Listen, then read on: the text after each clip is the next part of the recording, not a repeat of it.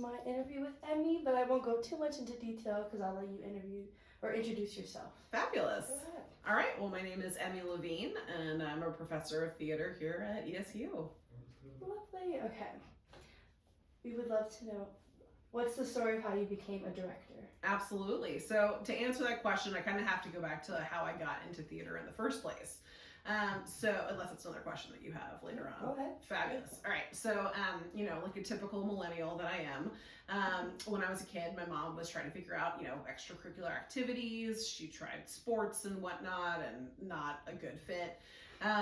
So there was this random sewing studio. I grew up in Baltimore, Maryland, and there was this random sewing studio in Baltimore County, and they had this this event room in the back of it that they would rent out to various different organizations, and they had an improv class for kids that they would have back there, and because I was 6, I couldn't read yet, so I had to do improv because I couldn't do scripted work yet. So my mom enrolled me in that class, and that I just fell in love with absolutely immediately.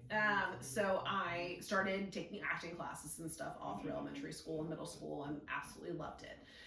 But then I got to high school, and I had been in a couple of our high school plays, and when I got to 10th grade, I got cut from the production of The Crucible. No. I know. I was just absolutely devastated. I remember it so vividly, sitting at my dad's kitchen table, just weeping, being like, if I can't get cast in my high school production of The Crucible, how am I going to make it as a performer in, the professional world? Which now, being a professor of theater, I wish I could go back and just slap little Emmy on the face and be like, Emmy, you're going to, how can you actually, think you're going to be a performer if you're going to take such a rejection as this? You're going to have so many other rejections. This is so not a big deal. Buck up and keep going. But, big Emmy wasn't there to say that to little Emmy. So I thought for a minute, and I was like, well, I love theater and I'm pretty bossy, so maybe I should think about directing. Yes. So I know. And so funny enough, because I had just taught this play in Intro to Theater class that I'm teaching right now, we had just read the play Oedipus Rex in my English class in 10th grade. And it was truly the first time I had read a play and been able to visualize it in my head of how I would want to stage it if I were to direct it. So my high school actually had a pretty cool policy where if you had ever been in a main stage production as an actor, you were allowed to direct a production if you had pitched it to the high school, the theater director and all of that. So I pitched a production of Oedipus Rex that I could direct to our high school theater director. And he okayed it, and so I went on to direct that in 11th grade. And then I co-wrote and then directed a production of a play my senior year. And so that was enough material, I guess, to create a portfolio, which I used to get into NYU for directing for undergrad. And so then I studied that for undergrad for my bachelor's degree. And that was sort of my start as a director. I love that. Yeah. Oh, that's so interesting. Do you think you would have pursued an acting career if you weren't so harming yourself back then? That's a great question. Man, who knows? It's like the butterfly effect, If my school drama teacher had cast me in The Crucible, would I be an actor today? Probably not. I think I'm someone who is too analytical and in my head to be an actor. I think it's what makes me a good director. But it's hard to know. It's hard to know. If I'd gotten into The Crucible, I might, have had a very different career. Check. So sitting. Yes. Okay. Cool. Awesome. Okay. Throughout the process of a theater production, from casting to performances, what is your favorite part and least favorite part about this process? That's a great question. Favorite part, I think, is opening night. It's really fun to see all of the hard work of, truly from the time that you pick up a play to opening night, it can be a year or multiple years, especially if you're working on a new play. That can be multiple years of work to it fully coming to fruition and seeing everybody's hard work recognized by an audience. That's just such a rewarding experience.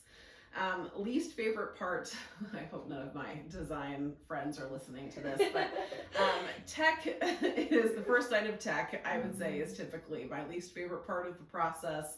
I do sometimes like to joke that that's where a director's dreams die, is the first night of tech. And I say that mostly joking and with a lot of love, because throughout the production process, we're dreaming, we're fantasizing, we're playing around with a lot of ideas, and then we get to tech, and that's where we suddenly start hearing, as a director, a lot of no's. Oh no, suddenly we can't do this. Oh, suddenly that's not going to work. And that can be very frustrating for a director when, we've had a lot of time in the pre-production phase of planning and dreaming and having a lot of exciting ideas. And then, when the rubber hits the road during tech of actually like making it happen, that's suddenly where a lot of those dreams get burst. So that, I have to say, is my least favorite time. It's definitely, it's always like the first day of tech. It's, as we get into it and we figure things out, it gets easier, but the first day of tech tends to be my least favorite. I don't know why, I thought you were going to say casting. That would have been my guess. But Is the least favorite or favorite? Yeah, least favorite. Really? Why? I don't know, I feel like casting is such like it's not difficult, but it's kind of difficult when you have like so many good options, and it's like, oh, I can see them in this, but then I can see in that, and they're both good for the roles, just in different ways. So that's like a good problem to have. That's fun. I always will take options. That's what I always say. Like, generally in life, I always want to have more options is a good problem to have, So casting, I mean, unless it's like not enough people show up, and then that's like a rough situation. And I'm like, oh no, that's bad.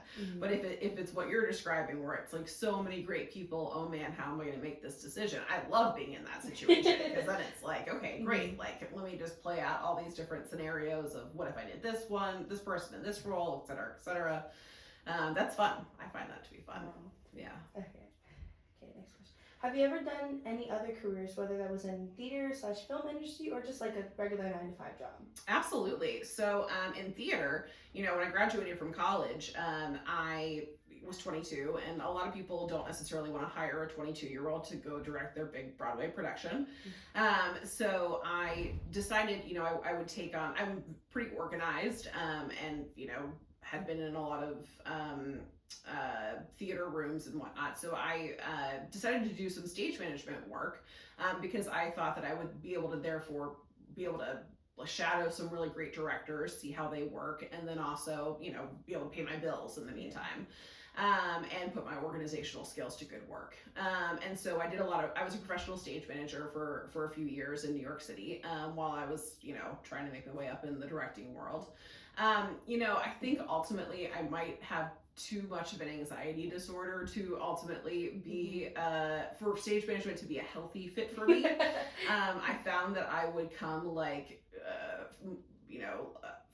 2 hours, 3 hours, 4 hours before the show on production days, and like double check, triple check, quadruple check that everything was set.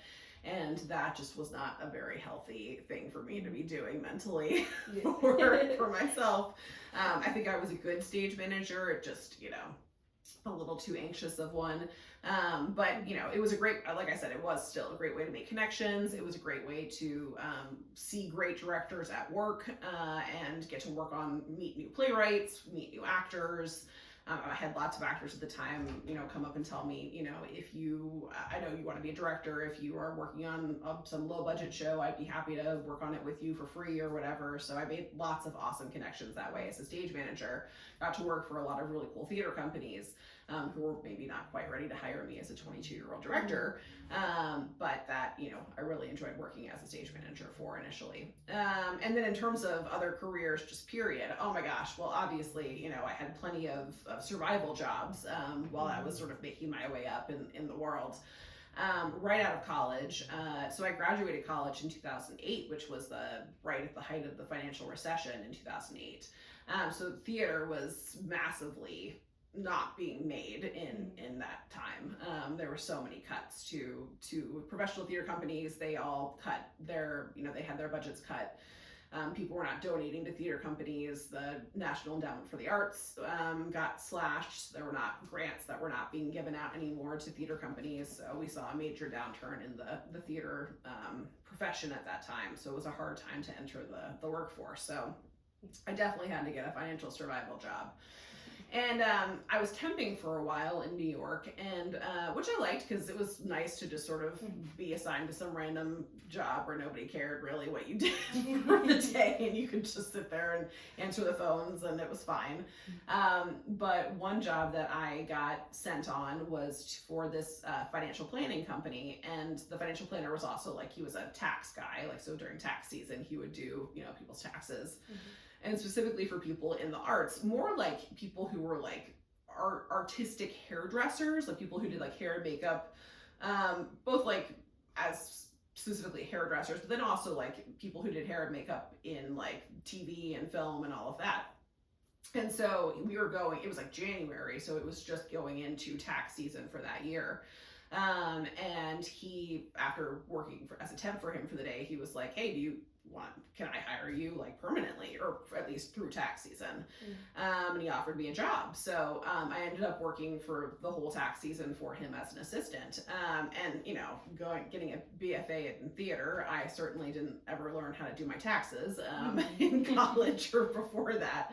So it was really helpful actually spending that, you know, 5 months working for him, learning how to do, especially as an artist, like how to do your taxes.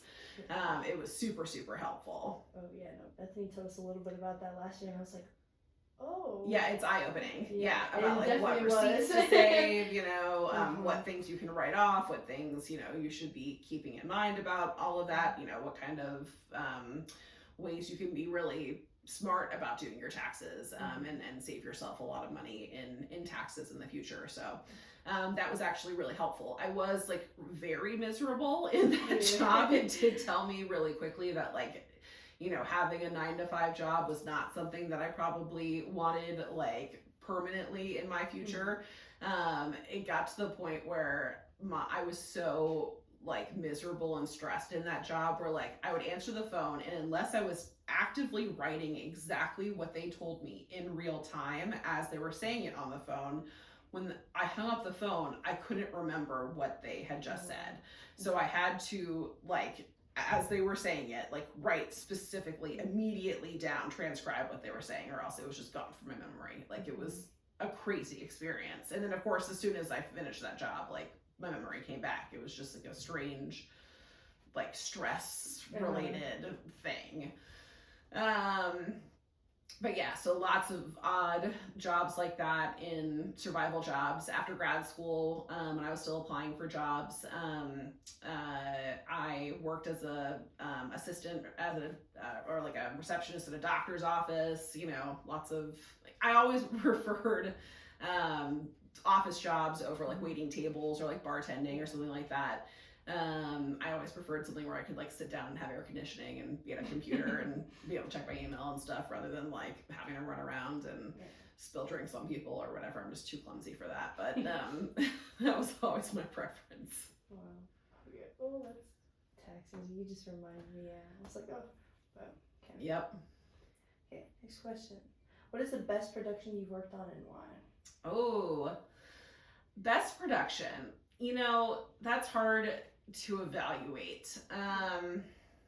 The best production I think that I ever directed was a production of the musical Hair. I did it in grad school. It was the last production that I did in grad school. And it was life-changing. That show is just like a life-changing experience. Generally, I think when probably my understanding of when I was doing research of it, most casts and crew who work on that show like experience it as a life-changing experience. You call yourself a tribe when you work on it, and I think it's like a very communal bonding experience generally when you work on it, and I think even more so than, and I mean obviously like most cast and crew experience that when they work on a show, but that show in particular is like very, very, very bonding. You know, it takes place in 1968 and is about the Vietnam War, and it just requires you to go places emotionally and spiritually that just I've never had a show require of me before. And and the music is so powerful and moving, and I know literally, I mean, that was in 2016, so it's been almost 9 years. It's been, 9 years now since we did that show, and I follow most of that cast and crew, and they're still like changed by it today. So I'd say that's probably the best show I've ever worked on. I'd say the other show that maybe changed me the most was the Broadway show that I worked on, Sondheim on Sondheim. Just getting the experience of getting to work on Broadway is just like a unbelievable experience. It's just a pinch me experience. Stephen Sondheim himself was actively involved in it, so I was having to like call him frequently, and then we had a party at his house. It just, the whole experience of, and getting to walk into the stage door of a Broadway theater every day, that was my office, was unbelievable. So that was just also an incredible experience. It was also very high tech for its time. It was in 2010. And we had these like flat screen moving TVs that were a big part of the show, and that was like really high tech for 2010. So it was just a really exciting show to work on, and especially I was 23 at the time, and I just couldn't believe that this was my life. So I'd say those two shows are easily like the best shows I've ever worked on, whatever best means, That's so cool. Yeah. Okay. What do you love most about working with actors? I'd say that aha moment that they have, getting to find that aha moment for them, whatever it is, whether it's about like a moment for their character, whether it's a piece of direction that I'm trying to get them to understand, get across to them that maybe we've been struggling with for weeks, but then suddenly, I change my tactic, and then they have an aha. They finally realize like what I've been trying to get across to them. It's similar to teaching, actually, in some ways. It's why I think it was easy to go from directing to teaching, because I think that the two kind of go hand in hand, directing and teaching. It's so fun when an actor makes those discoveries in the rehearsal room, or sometimes on stage, but hopefully it's before that. Yeah. But when they have a great discovery that we've been working on really hard, whether it's about their character or about, a moment in the script or something, but when they have that aha moment, it's just really exciting. Have you ever experienced a burnout? And if so, how do you stay creatively inspired going from project to project? Oof, yes, of course. Yes, absolutely. I mean, the theater model for a director is designed to go, literally our job is done opening night. We hand the show over to the stage manager with the idea that we're going directly into production for another show. The idea is that we're not sticking around for the run of the show, we're moving on to another play. Yes, I have experienced burnout frequently. Now that I am a mom, it is even more frequent and difficult. I just have to listen to my body. I have to listen to, my heart, when it's telling me that I need a break, even if there's a show that I'm excited to work on or that I think would be good for my career. If, my heart's not in it, or my body is saying it needs a break, then I need to listen to it. Because the last thing that I want, I've had lots of friends burn out and not have their hearts in it, and that doesn't serve. Then can try to continue to push on and do another show, and either they get really sick, and that's not great for them or for the show. Because either they have to like stop working on it because they're in the hospital, or they have some kind of chronic illness or something, or they get severe burnout and then their heart's not in the work, and then their cast is unhappy and the show's not good, and nobody's happy with that, and their family's not happy with them, and so that doesn't serve anyone either. So it's really good to be constantly checking in with yourself and saying like, why am I taking this gig? Am I taking it because for the right reasons, or am I doing it because I need the money and am I taking, and I think it's going to be a good credit on my resume, or am I doing it because my heart's still in it? And if you are getting to the place where you feel like maybe your heart's not in it, it's important to take a break. And I see too often my colleagues who are pushing towards burnout, and that's when you have to take a break. You have to. I know we briefly talked about you becoming a director. What made you want to become a director / professor here at ESU? Absolutely. So after I finished grad school, so I went to grad school at Penn State. So when I went to grad school, I did not think I wanted to be a professor at all. Funny enough, when I went to NYU, I went for directing, but they did not offer a single class in directing for musical theater. It was all directing for straight plays.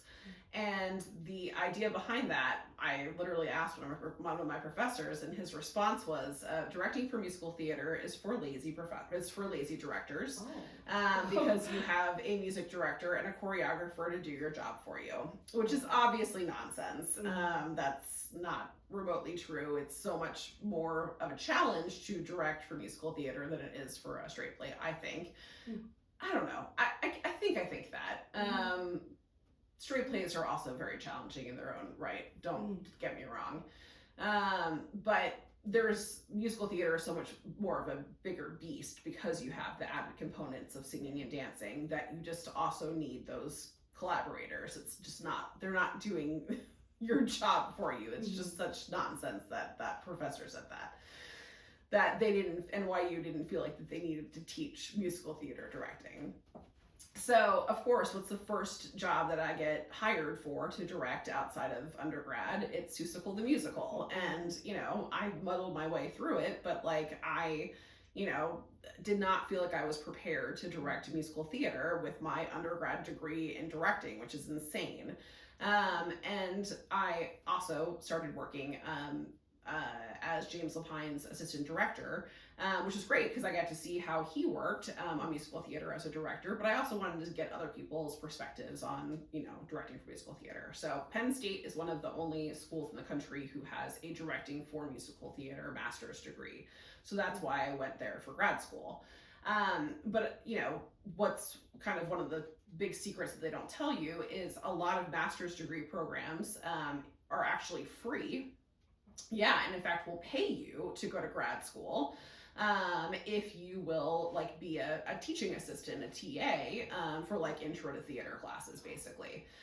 So of course, yes, I will TA in order to get a free master. In fact, they paid me, $20 grand a year. Now it's more like $35 grand a year to go be a teaching assistant. But I in no way thought that I wanted to be a professor at all. That was just, a nice side gig that, I got to go to get free grad school in exchange for teaching. But of course, what happens, I get there and I quickly fall in love with teaching. It was just so rewarding to see students grow from these high school babies, basically their freshman year, into these fully formed, incredible adult artists by the time they were seniors. I absolutely fell in love with it. So when I graduated grad school from Penn State, I applied to 50 jobs, basically half professional, artistic director type theater company gigs, half professor gigs. And the only job that I got hired for was this random college out in Houston, Texas, called Lone Star College Montgomery. I had never been to Texas before in my entire life. I was terrified of what I was getting myself into. But I was single at the time, so I was like, why not? Let's go to Texas. Why not? So I moved out there. I actually fell in love with it. There's, a lot to love about Texas and about Houston specifically. Houston's an incredible town with really incredible, diverse artistic and food and entertainment and culture scene. It's a really great town. So I really liked, and my students were wonderful, and I really enjoyed teaching there for 10 years, but I have a 4-year-old now, and all of our family's back on the East Coast, so we decided my husband and I wanted to be back on the East Coast, where we're from originally. So we were looking for jobs back here, and this job popped up. And we loved that it was, close to New York, where I had lived for 10 years, and then also close to, Philly, where we have family, DC, where we have family. And then, I came and met the students and thought they were fabulous, and really love the colleagues here. Jason and Bethany and Robert and everyone are awesome. So it just seemed like a really good fit. And then got the job, thankfully. So, yeah. Yeah. We love Emmy. We love Emmy. Yay. Okay. We kind of briefly touched on it, but I'll still ask, what's a book, movie, or even play, musical, anything like that that's had a big impact on you? I know we kind of talked about that with your... Yeah, absolute hair and all of that. Yeah. Mhm. Let's see, what else? Oh, I can tell you a great one. So there is a book called Act One by Moss Hart. Moss Hart was a playwright from like the 1930s through or 1920s, I think was when he was born. Don't quote me on it exactly when he was born, but I believe he died in like the 1950s. He died quite young. I think he was like in his 40s, so I guess maybe he was born in the teens. And it's phenomenal. It's such a good book. It's about like a kid who's born to, in basically poverty in New York City, and just like because his aunt was spending what very little money she had on seeing plays, and would like sneak him out of school to take him to like second act, sneak in the back of a Broadway theater to see a play every once in a while. He fell in love with theater, and just through sheer force of will and drive and immense talent, he worked his way up to being like a famous Broadway playwright. And it's a book of like just passion and love for the theater, and and it's so funny too, because it's like the book was written in like the late 40s, early 50s, but like it could be about, and yes, like the circumstances of like how Broadway works and all of that, it's like different obviously today. But the way the people are, the way that the theater folk are, we've just always been the same throughout time, and the way our hearts work as theater folk is just like always been the same.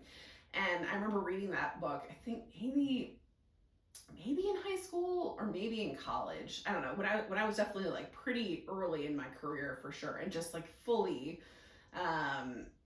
seeing myself in Moss Hart, he was a real guy. He was a real playwright. He wrote probably 15, 20 plays before he died of a heart attack at like 49. So just imagine like how many more plays he would have written if he had not passed like so young. And that's definitely a book that influenced me in my career for sure, and will always like live in my heart. I was very lucky actually. My old boss, James Levine, went on to adapt that book into a play starring Tony Shalhoub on Broadway. And I got to work on some early adaptations, readings and stuff of the adaptation. So at Lincoln Center. So that was pretty cool that I got to actually work on a play version of that book that meant so much to me. So that was cool. That is cool. Okay. What's a play or musical that you loved but would never want to direct, and why? Oh man, yeah, there's plenty of those. Let's see. Let's see.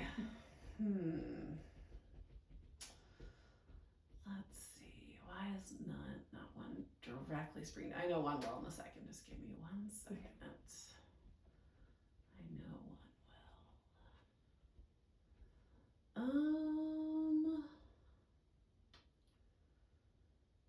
Oh, something like Les Mis, or just like some giant musical like that. Even Into the Woods, honestly. So it's so funny. When I got hired, we were trying to figure out what my directing assignments were going to be, and Jason was like, "So, we're doing Into the Woods. Would you want to direct that?" And I was like, "Nope." And it's just because, I worked on the pre-production of the film of it. So James Levine, my old boss, wrote the screenplay of the film. And so we had to work on, like, if you've seen the film, there's no like mysterious man, narrator kind of person. And so that was our big task, was like removing, how are we going to take him out and keep the story and keep the plot on all of that the same, and make the little tweaks and stuff to the plot that are different between the musical play stage version and then the movie. And then also, obviously, anytime the production was being done, and the production's done quite a lot, obviously, and whenever it was being done, James was invited to it, and bless his heart, he goes quite a bit to them. So I've just seen so many productions of that show, and I just, you know, I like it a lot, but it's a long show, and, you know, I'm good. Yeah, I don't need to, but I'm super excited to see our production. I know Jason's going to do incredible things. I know our cast and crew are going to do incredible things with it, but it's just definitely not a show that I need to direct. You've seen it too many times. I've seen it too many times. I've like worked on it tangentially too many times. I'm good. That's so funny. That's the first show they ask you to do. Yep. Okay. What's your go-to snack during Tech Week? Ooh, I love chocolate. You know, it's funny. A lot of, for whatever reason, on Broadway, Twizzlers are like the go-to snack. I think because they're like fat-free, naturally, people like think that they're healthier. They're not. So for whatever reason, that's always what's on like tech tables on Broadway. I like OD'd on them real fast and now like cannot eat them. So like I definitely like chocolate for sure. But then, you know, I can get sugared up too fast, and then I try to like keep it with some good protein, keep some good veggies, and then like try to be good from then on.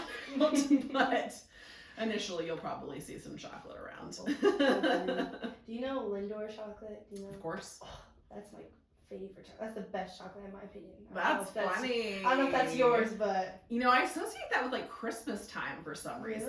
Really? Yeah, I can see that my mom would like put it in our stockings or something. Yeah. Okay.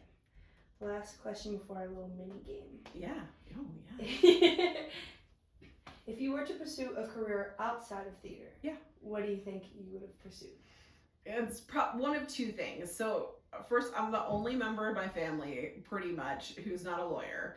I'm like the only, like truly, my mom, my dad, and my sister are all lawyers. My stepmom is also a lawyer, and my stepdad is a cop. So I think there's a good chance I would have been a lawyer. Also, though, I randomly like love college admissions. I worked in the college admissions office at NYU when I was an undergrad, like starting my freshman year. I gave tours. I was an annoying tour guide. But then I also like worked in the admissions office answering phones, and then I was a supervisor actually at one point. I guess just my senior year, or maybe my junior and senior year. I can't remember. But I always thought maybe I would be like admissions, like our college counselor, college advisor, like helping like high school seniors figure out what college they wanted to go to, that kind of thing, something along those lines. So yeah, either that or a lawyer. Yeah. Oh, okay, that was all my questions. It was so Awesome. interesting talking to you. Yeah. I have a quick mini game. It's called This or That. I don't know if you know that game, but it's very simple. It's just you're giving two options, and then you just have to choose between the two. Okay. Some are not theater related. Great. And some are just getting to know you. You got it. Our first one, Disney or Nickelodeon? Nickelodeon. Okay. Netflix or Hulu? Netflix. Okay. Sweet or savory? Sweet. Ooh, too. Dogs or cats? Dogs. Okay. Plays or musicals? Musicals. Winter or summer? Summer. Singing or dancing? Singing. Directing a film or directing a theater production? Directing a theater production. And last one, be able to direct a movie that's one of your favorite books or work with your favorite actor? Ooh. Probably work with my favorite actor. Yeah. Who is your favorite actor? Out of curiosity. But Oh gosh. or you can name a few. But. Yeah. So I just saw Glenn Ross on Broadway this past spring, and Bob Odenkirk was starring in it. I don't know if you've ever seen Breaking Bad or Better Call Saul. So he's Saul Goodman in Breaking Bad, and then he had his own spinoff show, Better Call Saul. So that's Bob Odenkirk. He was incredible in Glengarry. So he was in Glenn Ross, and he stole the show, in my opinion. And he is just, I think, one of the best actors of all time. So, yeah, I'd say he's my answer for my favorite actor. Yeah. Okay. That's everything for me. Thank you for having this interview. Of course, it's my pleasure. I love getting to know more about you. It's just so fun. Absolutely. Yeah, thank you for making it fun, Denise. Yes. Absolutely. Okay. I always say bye. Bye. Okay. Thank you. You are welcome. That was easy. Lifesaver.